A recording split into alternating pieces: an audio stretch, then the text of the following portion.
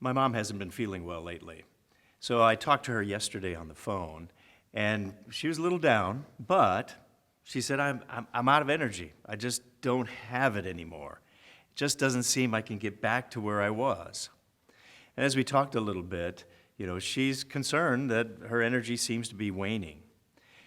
But then she said something that was kind of interesting, because as we were kind of concluding our conversation, she said, well, either I'm going to get better, and that would be great, or maybe not.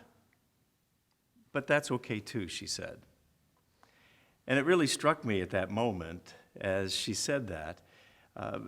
Mom's on the verge of being 90 right now, and she's at that point in her life, and we're sure praying that she will get better and she'll get some energy back. But she's okay if not.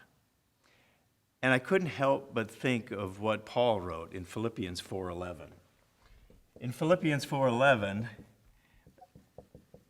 my mom was a living, breathing example of this particular passage.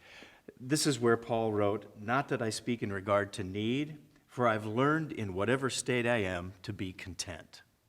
Now here's my mom without a whole lot of energy right now, and she is a vibrant lady. She is ready to go. That's the way she's always been her whole life. But right now it's kind of tough. And yet, despite the fact that she doesn't have the energy she used to, she's okay with that. And that's really what Paul is saying here, that whatever state, he was content. Now, it's not something that we normally have. We don't normally have that frame of mind. I don't like it when I'm in a particular situation that I can't handle or I can't control. I don't like that. But here Paul is saying he learned that.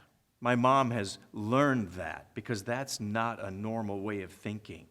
So she's learned that because despite the circumstances, that's really what Paul is talking about. It doesn't matter what the events are that's going on. It doesn't matter what the circumstances are.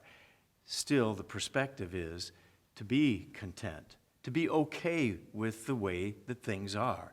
Because ultimately, how can you be okay with the way things are?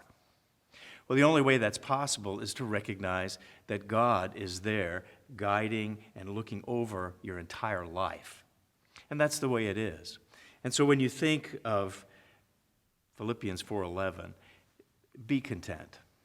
Really appreciate my mom, and the lesson, even at this age, continues to teach me. That's BT Daily. We'll see you next time.